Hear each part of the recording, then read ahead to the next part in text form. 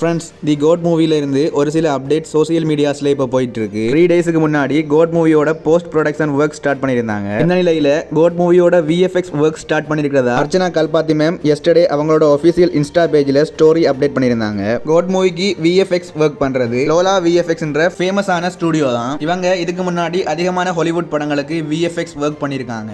Game of Thrones, Captain America, Avengers Age of Ultron and Ant Man. So இந்த லிஸ்ட்ல வர movies எல்லாமே ஹாலிவுட்ல ஃபேமஸான மூவிஸ் தான். இவங்களோட மூவிஸ்ல வர எல்லா டிஏஜிங் சீன்ஸும் எக்ஸலண்டா இருக்கும். அந்த அளவுக்கு இவங்களோட ஒர்க் டாப் நாஃபா இருக்கு. சோ நம்ம ஏற்கனவே பார்த்திருந்த மாதிரி தி கோட் மூவில தளபதி ஓல்ட் அண்ட் யங் லுக்ல நடிச்சிருக்கிற கோட் மூவில டிஏஜிங் ஒர்க்ஸோட இம்பார்ட்டன்ட் அதிகமா இருக்கும். ஏண்டா கோட் மூவில இளமையான தளபதியோட சீன்ஸ் எந்த அளவுக்கு இருக்க போகுதுன்றது நமக்கு தெரியல. அதோட விஜயகாந்த் சார் கேமியோ இருக்கிறதாகவும் சொல்லப்படுது. சோ விஎஃப்எக்ஸ் ஒர்க் தி கோட் மூவில ஒரு முக்கியமான விஷயமா இருக்க போகுது. ஓகே ஃப்ரெண்ட்ஸ், இந்த அப்டேட்ஸ் பத்தின உங்களோட கருத்துக்களை மறக்காம கமெண்ட்ல சொல்லுங்க.